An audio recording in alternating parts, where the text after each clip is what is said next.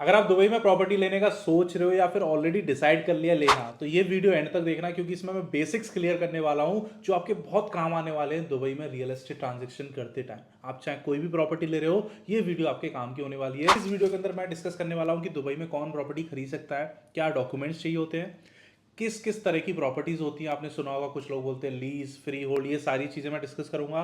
Process क्या है property खरीदने का, अगर आप दुबई में नहीं हो तो आप प्रॉपर्टी खरीद सकते हो या नहीं खरीद सकते, और क्या स्टेप बाय स्टेप प्रोसेस है। फोर्थ, एवरेज प्राइस क्या है प्रॉपर्टीज के, और रेंट क्या आता है दुबई के अंदर। फिफ्थ पॉइंट बात करूंगा कमीशन एंड ब्रोकरेज, क्या आपको पे करनी होती है, और करनी होती है तो कितनी पे करनी होती है, खरीदते टाइम, रेंट पे चढ़ाते टाइम, ये सब कुछ कवर करने वाला हूँ। सिक्स पॉइंट रहेगा प्रॉपर्टी मैनेज कौन करेगा आपकी।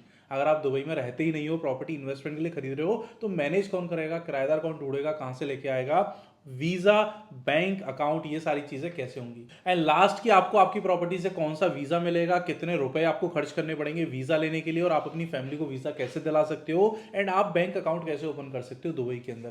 तो ये सातों पॉइंट इस वीडियो के अंदर मैं कवर करने वाला हूं। एंड आई होप ये बेसिक्स जब आपके क्लियर हो जाएंगे तो ईजी होगा आपके लिए डिसीजन लेना कि प्रॉपर्टी लेनी है, नहीं लेनी, और कैसे लेनी है। तो सबसे पहले बात करते हैं कि दुबई में प्रॉपर्टी कौन खरीद सकता है और क्या डॉक्यूमेंट चाहिए होता है। तो दुबई एक ऐसा शहर है जहां कोई भी नेशनलिटी का पर्सन प्रॉपर्टी परचेज कर सकता है, बिना यहाँ का रेसिडेंट बने, बिना यहाँ बिजनेस ओपन किए, बिना यहाँ कुछ अकाउंट ओपन किए। यानी आपके पास दुबई का कुछ भी नहीं है, आप इंडिया में रहते हो और आप कभी दुबई नहीं आए हो, आप तब भी प्रॉपर्टी खरीद सकते हो अगर आपके पास पासपोर्ट है तो।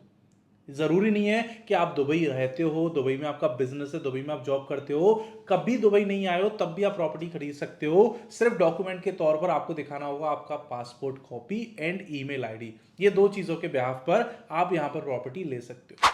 सेकेंड पॉइंट आता है टाइप्स ऑफ प्रॉपर्टी। तो 2002 से पहले दुबई में जितनी भी प्रॉपर्टीज बनी थी वो सब लीज होल्ड है, जैसे बुर्दुबई, देरा, करामा, मीना बाजार, बरशा, दुबई सिलिकॉन ओएसिस, ये सारे एरियाज वो हैं जहां प्रॉपर्टीज लीज पर मिलती हैं, आप खरीद नहीं सकते हो। बट 2002 में गवर्नमेंट ने एक नया लॉ निकाला जिसकी वजह से आज कोई भी यहाँ प्रॉपर्टी परचेज कर सकता है, और उन जिन एरियाज में वो प्रॉपर्टी परचेज करेगा उन एरियाज को बोला जाता है फ्री होल्ड एरियाज। तो अगर आप फ्री होल्ड एरिया में प्रॉपर्टी ले रहे हो तो वो फ्री होल्ड प्रॉपर्टी होगी, यानी उस पर कोई भी लीज नहीं होगी किसी भी ईयर की कि 10 साल, 15 साल, 99 साल, नथिंग। वो प्रॉपर्टी हमेशा आपके पास रहेगी, आपकी जनरेशन को आप ट्रांसफर कर सकते हो, कभी भी बेच सकते हो, कभी भी कुछ भी बना सकते हो उस प्रॉपर्टी के ऊपर। तो मेक श्योर कि आप कोई भी प्रॉपर्टी खरीदो तो आप अपने एजेंट से चेक करो वो फ्री होल्ड है या नहीं है। और दूसरा प्रॉपर्टी टाइप में आता है प्राइमरी एंड सेकेंडरी। जितनी भी प्रॉपर्टीज बिल्डर से डायरेक्टली अवेलेबल है उनको बोलते हैं दुबई में प्राइमरी प्रॉपर्टीज, और जो ऑलरेडी एक बार बिक चुकी हैं, जिनका कोई इंडिविजुअल ओनर है, उनको बोलते हैं सेकेंडरी प्रॉपर्टी।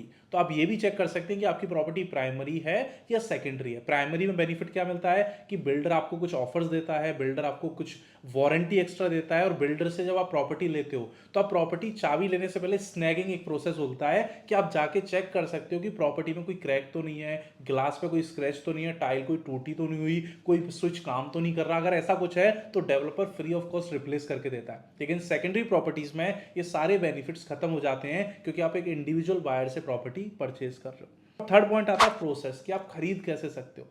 तो सबसे पहले आपको एजेंट से कांटेक्ट करना है, उसको अपनी डिटेल्स बतानी है, रिक्वायरमेंट बतानी है कि मुझे इतने रुपए की प्रॉपर्टी चाहिए, मेरी रिक्वायरमेंट ये है। उसके बाद वो आपको कनेक्ट करेगा बिल्डर से आपकी रिक्वायरमेंट के अकॉर्डिंग। हो सकता है आपको विला चाहिए तो विला के लिए वो ऐसे डेवलपर के साथ कनेक्ट करेगा जिनके पास विलास अवेलेबल है। जिनके पास है ही नहीं, वहां जाके टाइम वेस्ट क्यों करना, एनर्जी वेस्ट क्यों करनी। इसलिए मेक श्योर कि आप सारी डिटेल, सारी रिक्वायरमेंट एजेंट को अच्छे से बताओ कि आपके पास कितनी डाउन पेमेंट रेडी है, कितना आपका बजट है, कितने फैमिली मेंबर है, कितना बड़ा घर चाहिए, क्या रेंट आप एक्सपेक्ट कर रहे हो, जो भी आपके दिमाग में, आप सब कुछ अच्छे से अपने एजेंट को बता दो।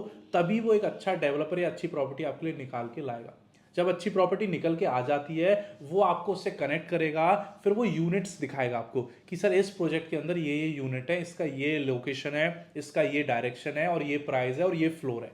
जैसे आप यूनिट फाइनल करते हो कि ये यूनिट मुझे पसंद है, मैं इसको बुक करना चाहता हूं, तो डेवलपर आपको मेल पर एक यूआरएफ फॉर्म भेजता है और एक पेमेंट लिंक भेजता है। पेमेंट लिंक पर आपको 2% अमाउंट पे करना होता है बिल्डर को as a token amount. Property अगर 1 करोड़ की है तो 2 लाख रुपए आपको पे करने होते हैं, जो आप ऑनलाइन पे कर सकते हो। एंड यूआरएफ फॉर्म वो भेजते हैं आपको मेल पर ही, जिसमें यूनिट रिजर्वेशन फॉर्म बोलते हैं। उसमें उस यूनिट की डिटेल लिखी होती है कि यूनिट का प्राइस क्या है, यूनिट का साइज क्या है, जो आपने चूज की थी वही यूनिट है या नहीं है, एग्जैक्ट डिटेल आप चेक करके उसको साइन करके और पेमेंट करके स्क्रीनशॉट उसका अटैच करके डेवलपर को वापस भेज सकते हो। इससे क्या होगा, वो यूनिट आपके नाम पर रिजर्व हो जाती है बिल्डर के सिस्टम के अंदर। तो वो यूनिट मार्केट से गायब हो जाती है, वो आपके नाम पर रिजर्व हो गई। उसके बाद वो आपको 15 दिन से लेके 60 दिन का टाइम देते हैं, जिसमें आपको डाउन पेमेंट कंप्लीट करनी होती है, प्लस दुबई लैंड डिपार्टमेंट के चार्जेस कंप्लीट करने होते हैं, जो स्टैंडर्ड है 24%। 20% आपको डाउन पेमेंट देनी होती है प्रॉपर्टी की, और 4% आपको देना होता है डीएलडी चार्जेस, जिसको इंडिया में स्टैंप ड्यूटी बोलते हैं, उसको दुबई में बोलते हैं डीएलडी। और वो यहाँ पे 4% फ्लैट है, हर जगह का अलग नहीं होता। तो आपको 24% पे करने के लिए 15 दिन से लेकर 60 दिन का टाइम मिलता है, आप वो पे करते हो। उसके बाद गवर्नमेंट प्रोसेस स्टार्ट होता है प्रॉपर्टी का रजिस्ट्रेशन। जैसे 24% आपका पे हो जाता है, इस पेमेंट को करने के लिए भी आपको दुबई आने की जरूरत नहीं है। आप डायरेक्टली कंपनी जो बिल्डर है उसका अकाउंट मंगा सकते हो और इंटरनेशनल ट्रांजेक्शन कर सकते हो अपने इंडियन बैंक से। जैसे ही 24% आपका कंप्लीट हो जाएगा, बिल्डर आपको एक डॉक्यूमेंट भेजेगा जिसको बोलते हैं एसपीए, सेल्स परचेज एग्रीमेंट। उसमें सारे टर्म्स लिखे होंगे कि कितने रुपए में आपने खरीदी है, क्या पेमेंट प्लान्स हैं, कब डिलीवरी होगी, क्या फ्री मिल रहा है आपको, ये सारी बारीक से बारीक डिटेल उसके अंदर लिखी होती हैं। उस पर एक तरफ आपको साइन करना होता है और एक तरफ बिल्डर साइन करता है। तो दोनों तरफ जब साइन हो जाता है, फिर वो कॉपी जाती है दुबई लैंड डिपार्टमेंट यानी गवर्नमेंट के पास, एंड उस पर स्टैंप लग जाता है कि सारे टर्म्स से एग्री करते हैं बिल्डर और परचेजर दोनों। एंड एज अ प्रूफ वो उनके पास एक स्टोर हो जाती है और एक एग्जीक्यूटेड एसपीए की कॉपी आपके घर पर कोरियर से आ जाती है। इस प्रोसेस के ठीक 45 दिन के बाद एक और डॉक्यूमेंट इशू होता है जिसको बोलते हैं उकूद, जिसको दुबई में जो रजिस्ट्री पेपर होता है इंडिया में, उसको दुबई में बोलते हैं उकूद या प्री टाइटल डीड, जो शो करता है आपकी ओनरशिप कि आप इस प्रॉपर्टी को ओन करते हो दुबई के अंदर। जैसे ही वो आ जाता है उसके बाद आप प्रॉपर्टी को रीसेल कर सकते हो, उससे आप वीजाज वगैरह ले सकते हो। तो वो बेसिकली आपका प्रॉपर्टी ओनरशिप सर्टिफिकेट है। तो मेक श्योर कि आप ये तीनों डॉक्यूमेंट अपने पास संभाल के रखो। यूआरएफ, जिससे यूनिट की डिटेल आपके पास हो कि आपने कौन सी यूनिट ली है। एसपीए, जिसमें सारे क्लॉज लिखे हों कि कौन से टर्म्स एंड कंडीशंस पर आपने वो प्रॉपर्टी ली है। एंड उकूद, जिसमें आपका प्रॉपर्टी ओनरशिप होगी कि आप ये प्रॉपर्टी ओन करते हो और गवर्नमेंट आपको बोल रही है, क्योंकि बाकी के 2 डॉक्यूमेंट आपको बिल्डर से आते हैं, गवर्नमेंट से नहीं आते। फोर्थ पॉइंट आता है एवरेज प्राइस क्या है दुबई में और एवरेज रेंट क्या है। अगर हम अपार्टमेंट्स की बात करें तो स्टूडियो का एवरेज प्राइस है अभी 1 करोड़ 50 लाख के आसपास। 1 बेडरूम का अभी जो प्राइस चल रहा है वो चल रहा है 2.5 करोड़ रुपए।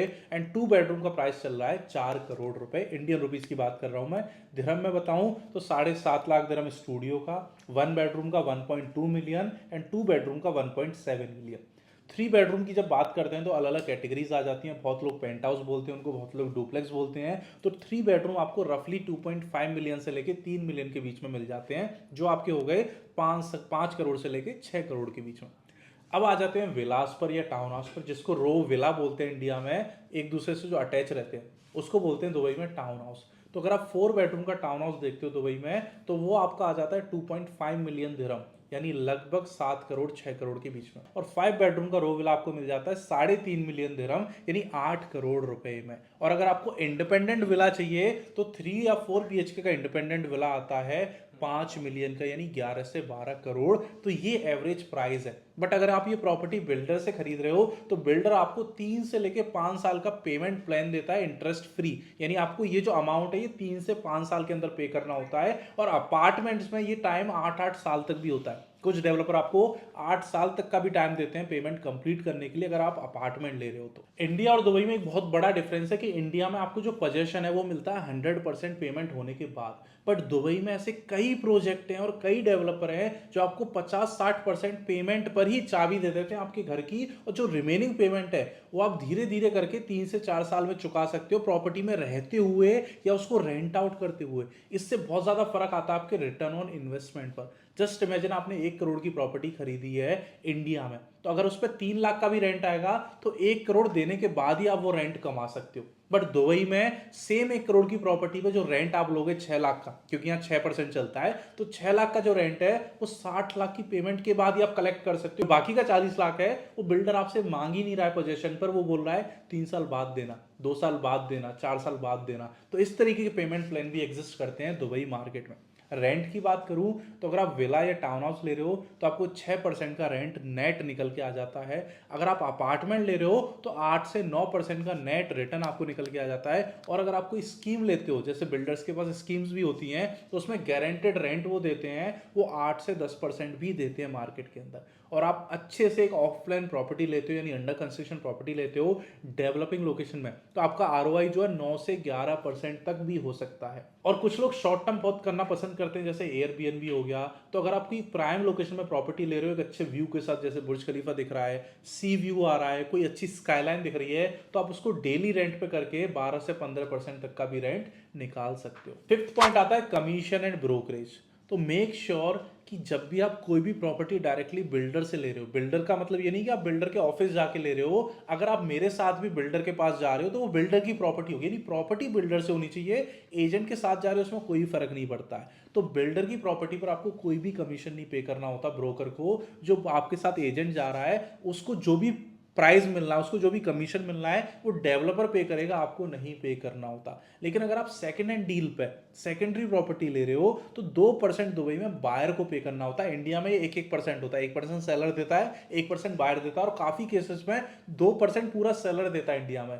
बट दुबई में उल्टा है, दुबई में 2% जो कमीशन है सेकेंड हैंड प्रॉपर्टी में वो बायर को देना होता है, तो आपको पे करना होता है। और इंडिया की तरह नहीं कि आपने बोल दिया 1 महीने बाद, जिस दिन प्रॉपर्टी का ट्रांजेक्शन होगा, आप जिस दिन ऑफिस जाओगे गवर्नमेंट रजिस्ट्री कराने, उसी दिन आपको ब्रोकर को 2% कमीशन देना पड़ेगा, तभी वो ट्रांजेक्शन कंप्लीट होगा, वरना आपके नाम पे प्रॉपर्टी ट्रांसफर ही नहीं होगी। तो उसी दिन आपको एजेंट का भी हिसाब कंप्लीट करना होता है। एंड अगर आपको प्रॉपर्टी किराए पे भी चढ़ानी है, रेंट आउट भी करनी है, तो दुबई में लैंडलॉर्ड कमीशन नहीं देता है, जो टेनेंट है, जो किराएदार है, वही कमीशन देता है। तो जब आप अपनी प्रॉपर्टी मैनेज करने के लिए भी देते हो हमें, जब हम उसको रेंट आउट करते हैं तो उसका आपसे कोई चार्ज नहीं लेते। और कोई मांग रहा है तो वो गलत कर रहा है, क्योंकि दुबई में प्रॉपर्टी को रेंट आउट करने का कोई भी कमीशन नहीं लिया जाता, टेनेंट कमीशन पे करता है। अगर आप प्रॉपर्टी को शॉर्ट टर्म पे दे रहे हो किसी कंपनी को जो डेली रेंटल्स करेगी, तो उनको आपकी प्रॉपर्टी को लिस्ट करना होगा एयरबीएनबी पर, एमएमटी पर, बुकिंग.com पर, उनको क्लीनिंग फैसिलिटी देनी होगी, उनको चेक इन चेकआउट कराना पड़ेगा। उस फैसिलिटी के लिए आपको 15 से 20% देना होता है एनुअल रेंट का। बट अगर आप मंथली या ईयरली रेंट पर चढ़ा रहे हो अपनी प्रॉपर्टी को, तो कोई कमीशन नहीं देना होता दुबई में। तो मेक श्योर कि कोई ब्रोकर आपको पागल ना बनाए। 6 पॉइंट आता है प्रॉपर्टी मैनेज कैसे होगी अगर आप यहां नहीं रहते हो। तो कंपनीज बैठी हैं या मैनेज करने के लिए, वो वेट करते हैं कि उनको कोई अपनी प्रॉपर्टी दे ताकि वो उसको रेंट आउट कर सके। क्योंकि एज अ एजेंट मुझे कमीशन तब आएगा जब मैं किसी प्रॉपर्टी को रेंट आउट करूंगा, और प्रॉपर्टी को रेंट आउट कब करूंगा, जब मेरे पास प्रॉपर्टी होगी।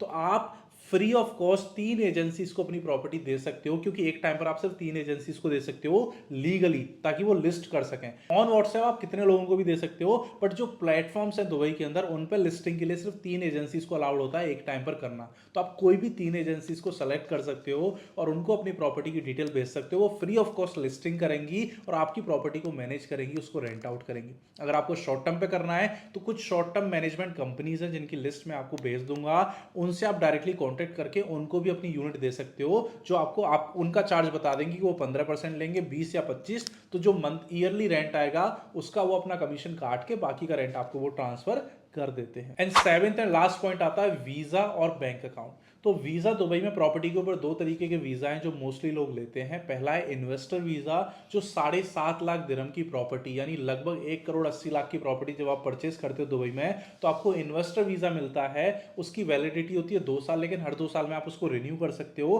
प्रॉपर्टी अगर आपने बेची नहीं है तो। उस पर आप अपनी वाइफ यानी अपने पार्टनर को स्पॉन्सर कर सकते हो और अपने बच्चों को भी स्पॉन्सर कर सकते हो इन्वेस्टर वीजा के ऊपर, और हर 2 साल में आप उसको रिन्यू कर सकते हो। वीजा की कॉस्ट क्या आती है? इन्वेस्टर वीजा की कॉस्ट आती है लगभग 6,000 दिरहम, यानी 1.5 लाख रुपए। अब बात करते हैं अगर आपकी प्रॉपर्टी 4.5 करोड़ यानी 2 मिलियन से ऊपर की है, जरूरी नहीं एक प्रॉपर्टी, टोटल इन्वेस्टमेंट आपकी अगर यूएई के अंदर 2 मिलियन से ऊपर की है तो आपको गोल्डन वीजा मिलता है दुबई से, जिसकी वैलिडिटी 10 साल की होती है और उसको हर 10 साल में आप रिन्यू भी कर सकते हो। एंड उसमें भी आप अपने पार्टनर, अपने पेरेंट्स, अपने बच्चे, इवन मेड, ड्राइवर, वर्कर, इन सबको स्पॉन्सर कर सकते हो और इन सबके पास भी 10 साल की रेसिडेंसी आ जाएगी दुबई की, जिसको वो लोग भी रिन्यू कर सकते हैं अगर आपने प्रॉपर्टी को सेल नहीं किया है तो। इसके चार्ज की बात करूं तो जो मेन पर्सन है उसका जो चार्ज आता है गोल्डन वीजा का वो आता है 15,000 दिरहम, यानी लगभग 3.5 लाख रुपए वंस इन अ 10 ईयर, यानी एक ही बार देने आपको 10 साल के अंदर। एंड जो फैमिली मेंबर्स हैं उनका चार्ज आता है लगभग 6 से 7,000 दिरहम, यानी 1.5 लाख रुपए, वो भी आपको वन टाइम फीस पे करनी है 10 साल के अंदर। तो ये चार्जेस है। एंड दुबई में बैंक अकाउंट ओपन करने के लिए आपके पास वीजा होना चाहिए। तो अगर आपके पास इन्वेस्टर वीजा है या फिर गोल्डन वीजा है, जैसे ही वीजा आता है आप डायरेक्टली एक दिन के अंदर यहाँ बैंक अकाउंट ओपन कर सकते हो एंड अपनी बैंकिंग सर्विसेज को स्टार्ट कर सकते हो। बिना वीजा के बैंक अकाउंट ओपन नहीं होता है दुबई के अंदर। आई होप ये वीडियो आपको अच्छी लगी होगी, आपके सारे बेसिक डाउट क्लियर हो गए होंगे दुबई रियल एस्टेट को लेकर। अगर कोई क्वेश्चन है या फिर प्रॉपर्टी में इन्वेस्ट करने का सोच रहे हो, कोई अच्छी डील आपने देखी है, समझ में नहीं आ रहा उसको लेना है नहीं लेना, तो आप फ्री में मुझसे कंसल्टेशन ले सकते हैं। मेरा व्हाट्सएप नंबर आपको नीचे मिल जाएगा, कॉलिंग नंबर नीचे मिल जाएगा और मेरे इंस्टाग्राम का लिंक भी आपको बायो में मिल जाएगा। Thank you so much, have a great day.